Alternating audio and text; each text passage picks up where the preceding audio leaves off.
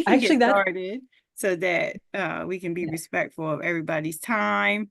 Um, this session will be recorded for those of us that may come in later. My name is Mary Andrews. I am the project coordinator for the Parent Information Center. Today this is the next installment of our family and professional series with the University of Delaware. And today we have Hannah Manella, and she's going to give us some strategies to use at home this summer. So I will hand it over to Hannah to introduce herself. And thanks for joining us. Thank you. All right, let me pull up my slides and share my screen for everyone. There we go. Okay, and then I will make this big. There we go. Okay, can you all see my screen okay?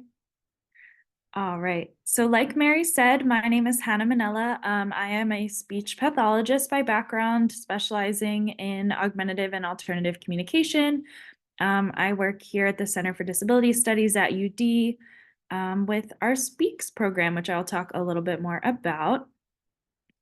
So SPEACS is part of our MTSS center here, which provides technical assistance to the Department of Education. We provide professional learning and coaching to school teams, parents, just to really support children in Delaware. So SPEACS is the program that I spend a decent amount of my time with. SPEACS, like I said, is housed in the Center for Disability Studies here at UD, and we work with school teams to provide coaching on literacy and communication strategies, specifically related to our kiddos who have more diverse communication needs. Answering the phone at 1 o'clock. And so we work in collaboration with the Delaware Department of Education. So for today's presentation, we've got a couple things we're going to go through. First, we want to talk about who are communication partners, why being a good communication partner is so important, what characteristics a good communication partner demonstrates, and then we'll go a little bit deeper into some strategies you can use to support your child's communication at home. And today's presentation will kind of be focused on kids who use any type of AAC, whether that be a high-tech device, a low-tech system, a picture board, a PEX book, or maybe an iPad with a communication app or another high-tech device. So we'll start by diving in to thinking about who are communication partners in your child's life. And so the short answer is everybody, right? Anyone who interacts with a person who uses AAC becomes a communication partner. So maybe we'll take a couple seconds here to think about your child and what communication partners they might encounter on a day-to-day basis.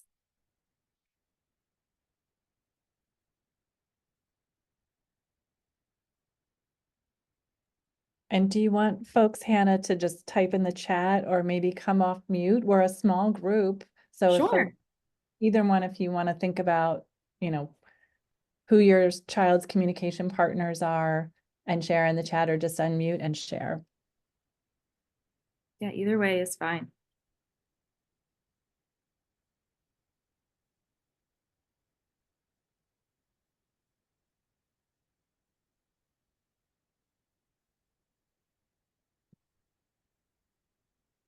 All right. Well, if you guys can keep thinking about that one. And Mary said a teacher, and teacher.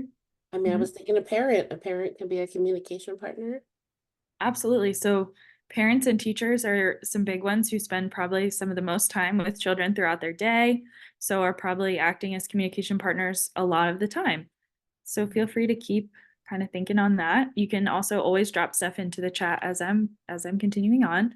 I see Mary also noted siblings, which I think is Yeah. an example of a communication partner. Yeah, siblings are a great example. So I kind of have this diagram here to help us think about these communication partners. Sort of this target looks at them from sort of closest to taking steps further out, but maybe kind of in that closest circle is our family, right? Our parents, our siblings, Maybe moving out, we think about close friends, maybe classmates who we see every day. Circle 3 might be acquaintances who we see in the community or at extracurricular activities. Maybe then there's some paid support, doctors, people who work, service providers. And then Circle 5 might be our unfamiliar community members. So people who you might encounter in the grocery store, things like that. And it's important that, our children have access to communicate with all people from all of these circles, not just people in that tightest circle. So why is it so important to think about communication partners? So this sort of graphic here talks about the Communication Bill of Rights, which is an adapted version of a previously developed Bill of Rights focusing on AAC users. But the idea is our communicators, no matter what modality they use, have certain rights that really can be supported by having a good communication partner. So I won't read all of these out loud to you, but I'll let you kind of scan them and highlight some ones that I really think are valuable to think about. So a big one that you can support as a communication partner is to help your child have access to their speech system at all times. To be taught how to communicate, right? Especially with our young communicators who maybe are new to their AAC system. As a communication partner, you can support them in learning how to use that device, learning those skills. Our kiddos have the right to be heard and responded to, even if sometimes the answer is no. They still have a right to ask or to sort of communicate their wishes. And all of this kind of ties into treating them with respect and dignity as a person and as a communicator, regardless of whether they use AAC or verbal speech or a combination of both.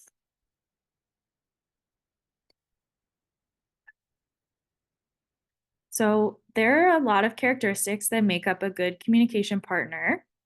I have a list here on this slide, but before I list, if anybody has some ideas of characteristics that a good communication partner should have, you can take yourself off mute or drop them in the chat, just to kind of share out what your ideas are, thinking about maybe that Communication Bill of Rights that we just talked about.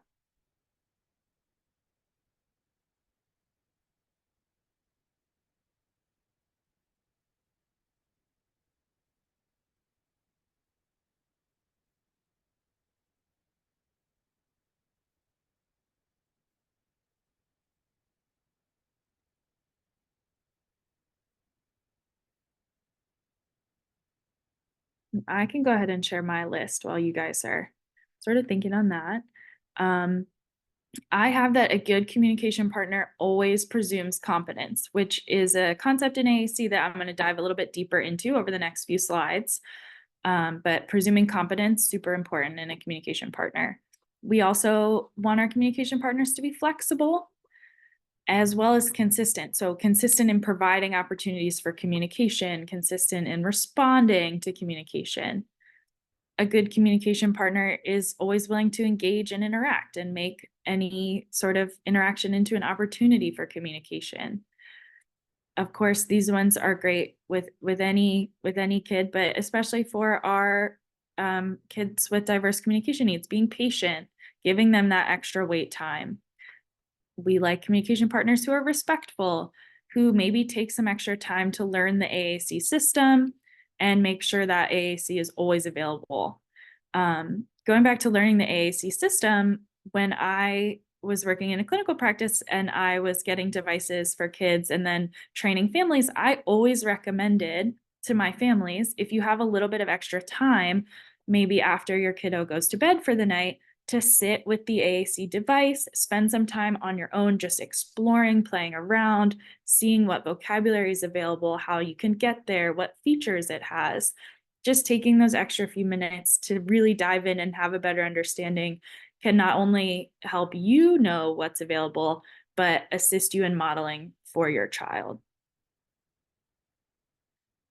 Right. So to get a little bit deeper into presuming competence, the idea behind presuming competence is we're always thinking that your child is capable, able to learn, and has the right to communicate. We are really assuming that whatever behaviors they're exhibiting is communicative, right? They're trying to talk with us, they're trying to engage and interact. So whenever they use their device, whether we maybe understand their meaning or we don't, we're going to assume that that's communicative, that's meaningful to them.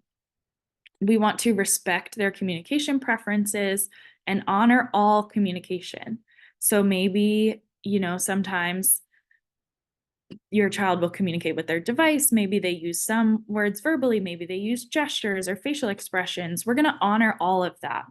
That is all your child interacting and communicating with you. And we also want to always keep in mind that your child is learning, exploring, and communicating, not just playing with their device. So sometimes we will see kids who kind of activate things repetitively or explore vocabulary that you think might be random, but we don't want to take away that opportunity. That is their time to learn and explore. And maybe that communication does have meaning to them that we're just not understanding right at that moment. So I love this little graphic here about presuming competence. So our perception of our child's ability drives our expectations for them. Those expectations then create the opportunities that we provide. If they have opportunities to succeed, that drives achievement, and then the achievement loops back to that perception. So it kind of is a way of saying it's a sort of circle, right? If we are having high expectations and perceiving that our child is competent and will be successful, we'll give them more opportunities to communicate. They will have more opportunities to learn, and they will ultimately be more successful. So we always want to approach with an idea that our child is competent. They can do it. We believe in them, and we want to give them opportunities to succeed.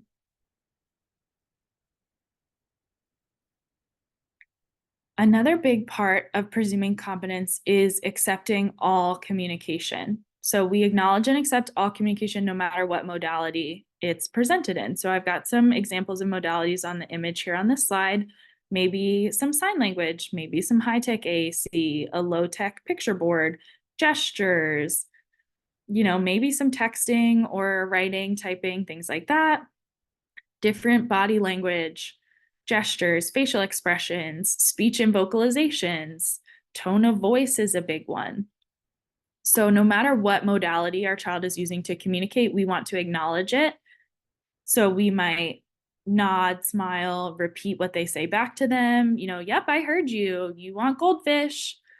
Or we might try to do the detective work and figure out what their communication means and then kind of interpret it for them. So, if we're noticing sort of some frustrated body language or facial expressions, we might say, oh man, I see you look really angry. Something's bothering you, right? We're accepting that facial expression as a communication of how they feel and working to interpret it. And so as parents, you know your children more than anybody. So you probably are really good at doing the detective work and interpreting their communication. And so that's a really important skill. Hannah, I was gonna say, when you were talking, I was thinking about also teachers. And a lot of teachers get to know their students really well and are good detectives, but sometimes in a classroom when you're busy, something I've noticed is that when we miss some of those initial communication attempts, in your example about getting frustrated, sometimes the student's behavior becomes more and more overt in their attempt to communicate their frustration. So I feel like when we don't acknowledge initial attempts to communicate, it can sometimes inadvertently cause like a behavior issue where if we had simply acknowledged that the child, like, I see you're frustrated, like in your example, we may be able to support the child not to have more behavior support needs. But sometimes that's a pattern I see is when we miss those communication attempts, then we see the child's frustration, understandably resulting in them finding other ways to express it. Absolutely. Yeah, I definitely think there's some small pieces that we can sometimes miss that then build up to the need for a bigger communication, whatever that may be. And so when I say acknowledging all communication, it doesn't mean that we are, we are giving every request, we're always, agreeing or saying yes, but we're acknowledging what they're saying, we're indicating that we understood and we're responding. So maybe they're frustrated because they want something, that right now we can't have. And we might say, oh, I see you're frustrated. I know that you want to have snack, but we're not eating snack right now. We can read a book or play with toys. We're acknowledging, I see how you feel. Your communication, no matter what modality it is, matters to me, and I am understanding and responding and giving you supports. So really any communication, no matter how it's expressed, that's an opportunity to engage with your child, to foster communication growth, to model language, and to just support them and continue to grow your relationship. And sometimes this is a fun one. I sometimes like to ask parents, that you might have like a silly word that your child says that means something completely random, or they do a gesture that nobody else but you would know means exactly what it means. I remember my little brother, when he was younger, always would say taunt taunt, which he used to mean fire trucks, because he had a toy fire truck that made kind of like a honk noise. So that's kind of that detective work piece, right? Your child, what they're communicating, even if it's not what we would typically associate with the word fire truck. Okay, there you go. So now we're going to dive a little bit deeper into strategies you can use as a communication partner based on all of that stuff we talked about. How can we be a good communication partner? Why is it important? We want to take that mindset piece of presuming competence, accepting all communication, and use it when we move into these strategies. So my first strategy here is modeling.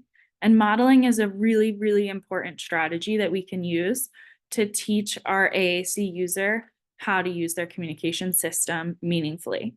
So when we model, we just communicate with the child using their AAC device.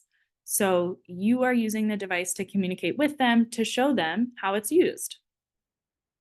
And it's important to remember, we do not have to be perfect modelers. It's okay to mess up. We can be not sure, because problem solving on the device is a skill that your child will need to learn. So I mess up all the time. I do this for a living. I will try to find a word, not be able to find it, hit the wrong word. It's a great opportunity to say like, oh no, that wasn't right. Let's try again. So just remembering, modeling shouldn't be scary, right? We're okay to mess up. We're all learning together. So diving a little bit deeper into modeling, when we model, we want to use a variety of language for a bunch of different purposes. So not just asking for things. We might model requesting, but also labeling objects, commenting, narrating our play, greeting, different social aspects, responding to questions, even protesting, right? Saying, stop, no, I don't like that. We can model how we can use AAC for a whole bunch of stuff. We want to kind of match our child's output. So that kind of ties back into accepting their communication. So if you recognize, oh, okay, his body language is showing me that he feels mad because he wants this toy, we want to match what we model to what we see.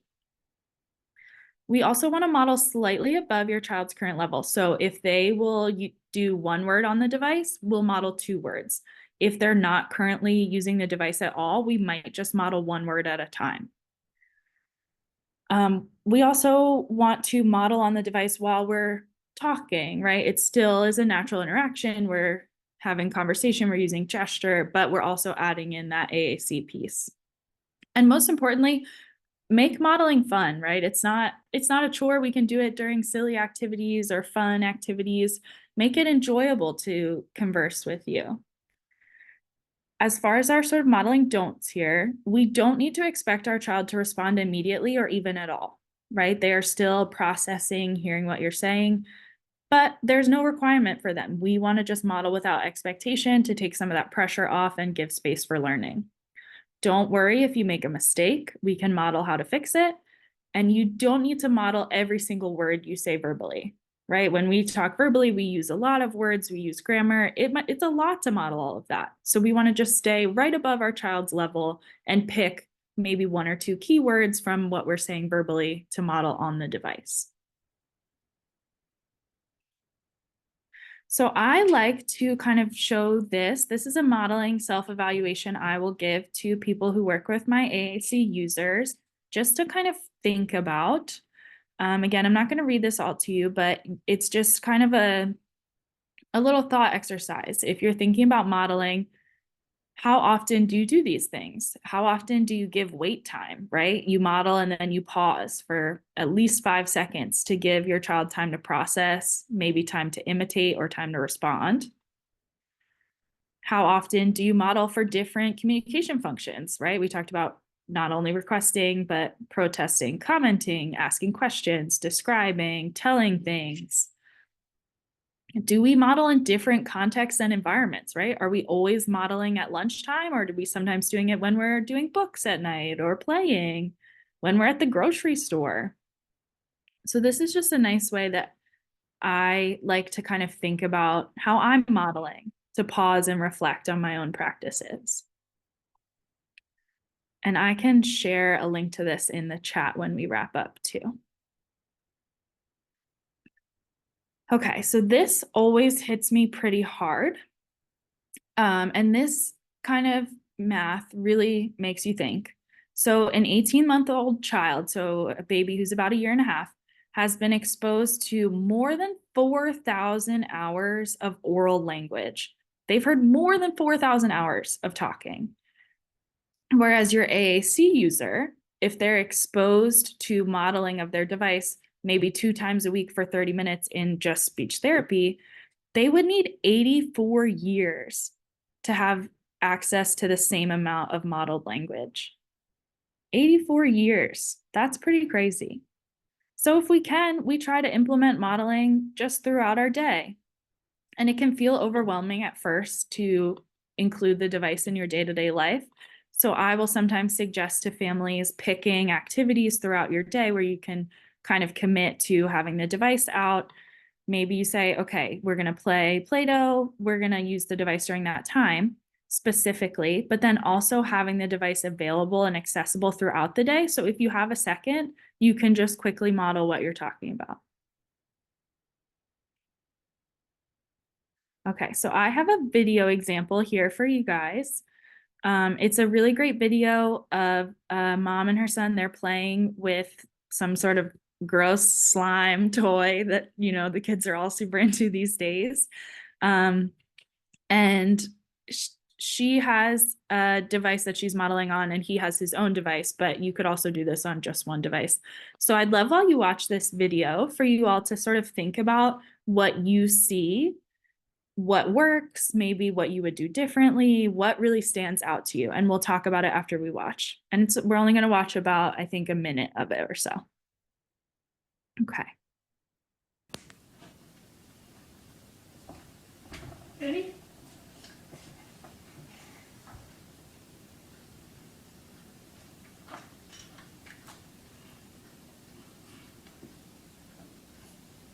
That's so gross. Gross.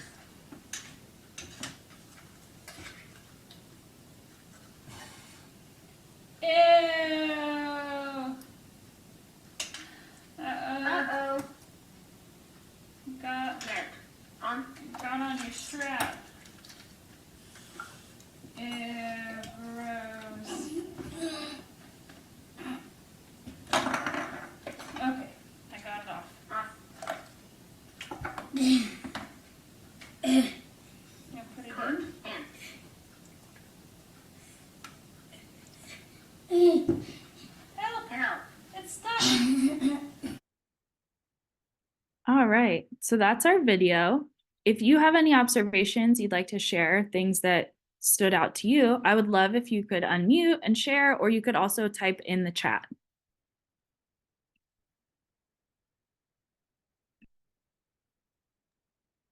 I like how she verbally said it, and then she did the action too. So it's like, you know, that's good modeling, you know, still continuing the normal communication that she has, but then also use the device. So, Yeah, absolutely. We definitely can still use our verbal language while we model AAC.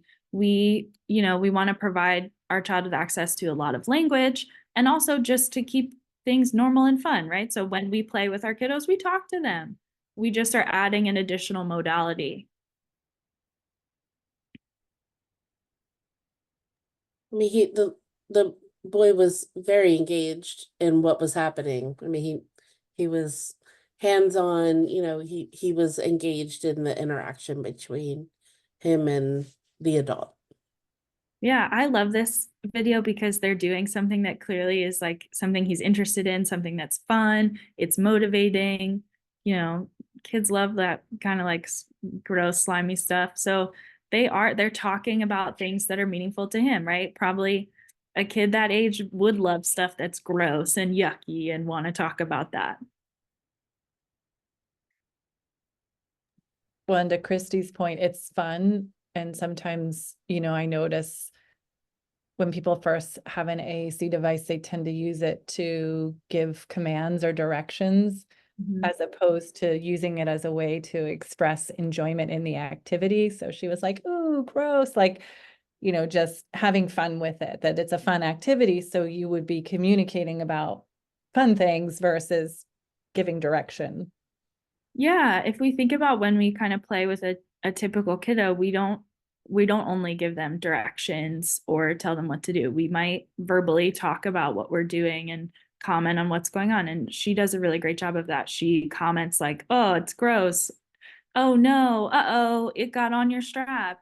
But also notices, "Oh, you need help? I'll model help." Like, so it's a little bit of everything. Yeah. Let me see. Okay. All right. So I just love that example. I think it's a really positive example of modeling. She does not expect him to imitate her, right? There's no expectation. She's just modeling and playing. They're both really engaged. She uses a variety of language, models different communication functions. She reads his body language really well. When the slime is like stuck to his hands, she says, "Oh, I see you need help. It's stuck to your hands," and models help on the device. So she's reading what he's saying non-verbally and modeling how to say it on the device. Can I ask a All right. question? Sure. So in this example, it's just modeling. So, because I noticed the devices seemed like positioned a little closer to her than him. Is that kind of intentional just in terms of where she positioned it? So they actually have two devices. He Yeah. has one like kind of propped up, accessible to him, and then she has one. I personally, when I model, often model on the child's device, so I'll like kind of, it's a little awkward to go from behind, but so they can watch me do the motor plan and how the sequence of buttons works. But also sometimes if you're doing it like a gross activity, the device isn't always front and center. Like if I'm doing water play or finger paint, sometimes the device kind of gets moved out of the way. But yeah, I mean, I like personally, and I think it's totally fine to model on your child's device if they are okay with that, if it doesn't upset them. I do kind of agree that maybe, yeah, I would want, I mean, he doesn't need to visually look at it, but to have him have more visual access to the model would be good. Okay. All right. So now I want to talk a little bit about prompting. So prompting is a little different from modeling in that when we talk about modeling without expectation, whereas prompting is sort of how we can encourage our child to use the device. We want them to communicate with us, so we're going to walk these steps to help them. So we always want to start with our lowest level prompt, which is wait time. Especially for our kids maybe who have autism or other difficulties where we know sometimes they need a little bit of extra processing time. That wait time is so important. It gives them time to process, time to initiate a response, just time to kind of figure out what they're going to say. Using an AAC device takes longer than verbal communication. We want to give them that extra time that we need. And if it's hard for you to do wait time, it's hard for me. I was not good at wait time when I first started working with AAC users. It's hard to be patient, but I would sit back and count to 10 in my head. to force myself to give the 10 seconds. So you can absolutely do that. If you notice, oh man, I always feel like I want to jump in right away. Maybe you say, oh, I'm going to stop, count to 10 in my head. If I get to 10, I'll give another prompt. So we kind of step down the scale like that. We start with wait time, we give a pause. If there's no response after the pause, then we move up one step, another pause in between to give more processing time. We're not just bumping right up, we're pausing in between prompts to give processing time. So we might start with a higher level prompt when we're teaching a really brand new skill, but most of the time we should start with a less intense prompt and work up as we needed to give the opportunity for more independence, right? We kind of talked about that presuming competence, giving opportunities for independence. So we might start with just wait time. We kind of pause, maybe we look at our child, we maybe act like we expect something, right? We're waiting for a response. We're still engaged and attending to them, but we're just waiting. Then we might give an indirect nonverbal prompt. I love like a shrug, shoulder shrug, you know, what's going on, you know, just asking with your body without giving them words. Then we might give an indirect verbal prompt, something like, I wonder what we should do next. We're not telling them what to say, we're giving them the opportunity. Maybe after that, we directly request a response. What do you want? You know, your turn. Can you use your words? Maybe then we might give a gesture. We might point. I like to start by just kind of pointing generally to the whole device to allow them to choose what word they want to use. But if you know what word they want to use, maybe you point towards the word. Then you might give a partial verbal prompt, you know, I want, and fade out, give them the opportunity to fill in. Then we might give a direct model and some wait time, and then kind of their most intense prompt that we maybe want to use sparingly would be physical hand over hand assistance. So kind of guiding their hand towards where you want them to press.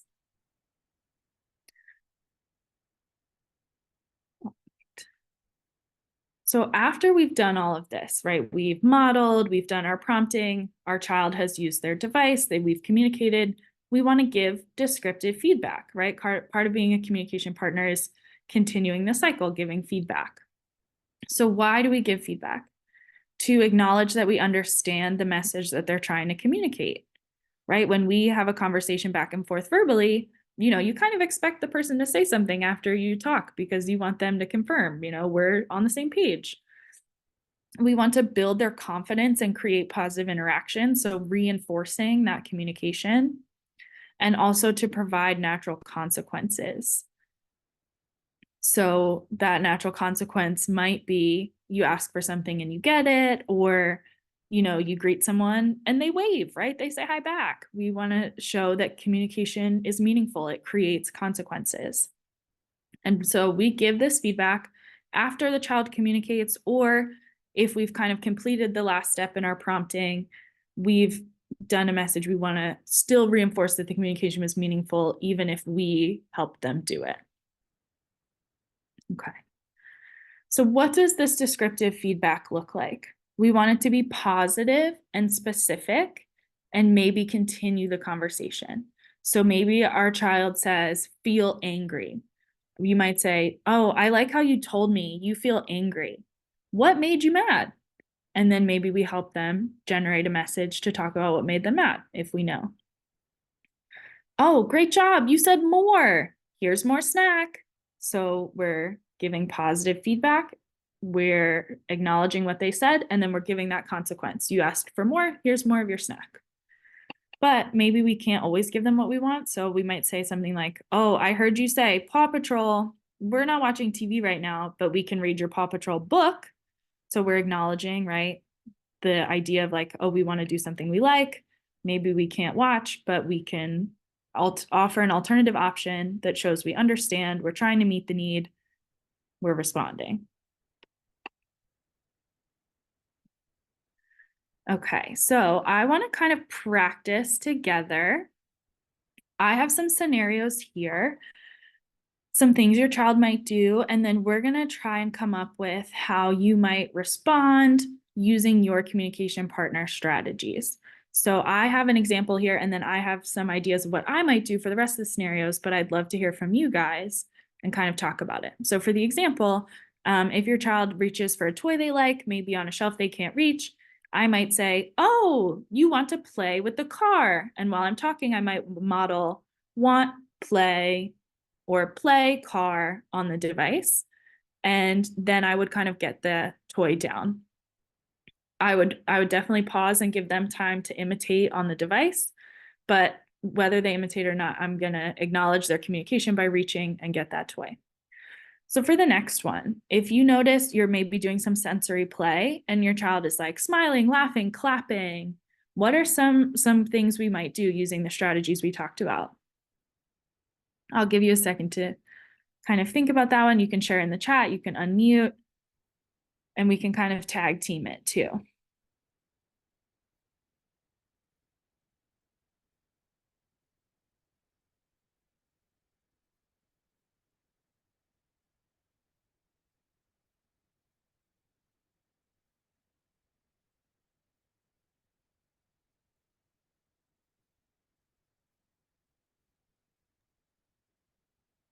I feel like I would want to acknowledge that they're having fun or that they like whatever that toy is in some way. Yeah, I definitely agree. Anybody else have any other thoughts or ideas before I kind of pop up what I had planned for? I wonder if you would acknowledge like the favorite toy, like if you can consistently see that that child go for that toy, say, oh, that's your favorite, or Yeah, maybe, something like yeah. And I might, yeah, if they have a button for that toy on their device, I might like model labeling it so then if they wanted to ask for it in the future, they knew, oh, I know the word for that. Yeah, all right. So I might say something like, oh, you like this toy, you feel happy. I might model like, I might model feel plus happy, kind of like Christy just said. Yeah, I might model like, oh, I love, light up toy, just to show them where that lives on the device. So that is not a request, right? But that's still where we're kind of promoting them being able to talk about their feelings and what they enjoy and what they like. Okay, so for the next one, if they're eating, but then they kind of stop and push the plate away. What do we think about that one? Are you all done? Mm-hmm. Yeah, that's a big one. All done. I did this with sign language when my daughter was a baby. So I did a few. So it was really helpful to just be able to say finished. Yeah. And so I would use the word and the sign, and I found that just really helpful. Just having that one sign for finished.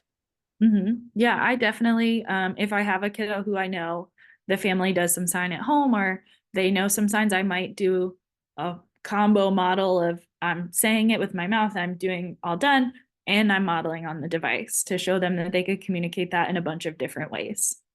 Because we all communicate everything in a bunch of different ways, right? We don't just talk, we use our bodies to gesture, we use our faces, we text, we email, like we always use a lot of different modalities to communicate.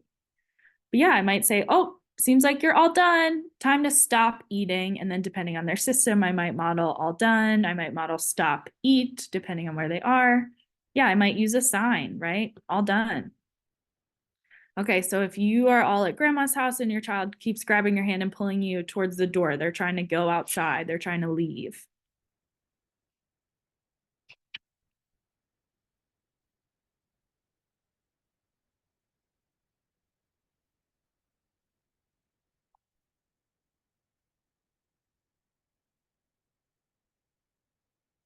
So I can take this one. I might say something like, oh, you're telling me you want to go, but we're not leaving yet. It's not time to go. So I might model their message, right? Want go. You're telling me I want to go, but not yet. And then I might model we're not going, acknowledging their message, saying that I heard them, I understood what they wanted, but also communicating sorry, it's not time to go yet. We're going to stay. All right. Thank you guys for kind of engaging in this thought exercise with me about all these strategies we talked about. Does anybody have any questions for me about any of the stuff we talked about today? I know we've kind of went through a lot of information. Was there anything that stood out that you want to know more about? You can feel free to drop it in the chat or unmute yourself and ask.